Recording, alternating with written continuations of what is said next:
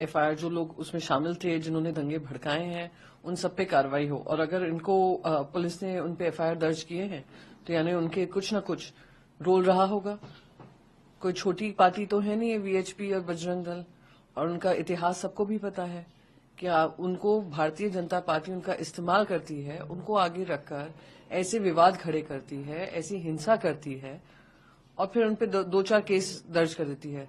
मैं पूछना चाहती हूँ, मुख्यमंत्री ने जो भड़काऊ भाषण दिया था संसद असेंबली के अंदर, उन पे कब कार्रवाई होगी? नीतीश राणे ने दिन रात वो अपना मुंह खोलता रहता है, उल्टा सीधा बकवास करता है, उसके बारे में कब कार्रवाई होगी?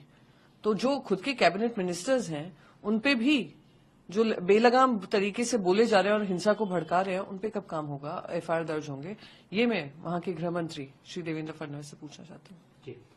अभी जो इससे पहले रही एक तरह से शांति स्थापना की कोशिश की, लेकिन अब की सरकार ऐसे मुद्दे लेकर आ रही है कि तनाव बढ़ रहा है। अगर आरएसएस हेडक्वार्टर नागपुर में, वहां पे ऐसी घटना होती है जो मुख्यमंत्री का गृह क्षेत्र, तो कहीं न कहीं सवाल ऐसे खड़े होते हैं कि सरकार हाथ पे हाथ धरे बैठी है, उनके साथ खड़ी है।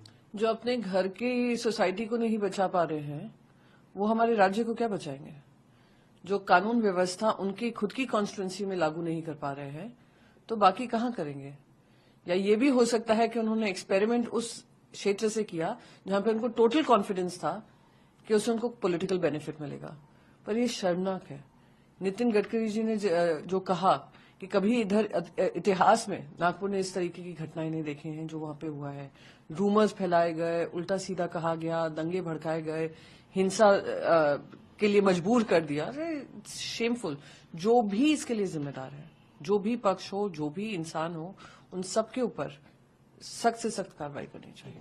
उद्धव ठाकरे का एक और बयान, और नायडू को जरूर बुला लेगा। देखिए, जिस तरीके से इस पे पूरी राजनीति हो रही है, मैंने कल खुद मिनिस्ट्री ऑफ कल्चर में पूछा कि क्या हमारे देवेंद्र फडणवीस जी ने अपॉइंटमेंट मांगा है या कोई चिट्ठी भेजी है, कुछ संपर्क हुआ है ये जो उनका ग्रेव है उसको हटाने के लिए।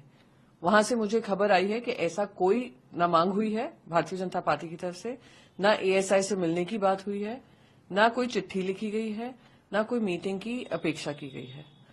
पर लगातार भड़काऊ बातें वहां पे की जा रही हैं। तो ये बात सही है कि एक तरफ चंद्रबाबू नायडू और एक तरफ नीतीश कुमार हितैषी बनते हैं कि सबको साथ में लेकर चलना चाहिए, और इसमें ये लोग चुप बैठे हैं। और अगर डबल इंजन सरकार अपने आप को बताते हैं, जो डबल डिजास्टर बनकर आ रही है, चाहे तो 2 मिनटों में कब्र को हटा सकते हैं, पर हटाएंगे नहीं, क्योंकि इनके लिए ये विवाद का एक मुख्य प्लॉट जो कहा जाता है वो बना हुआ है। तो जब भी ये काम करें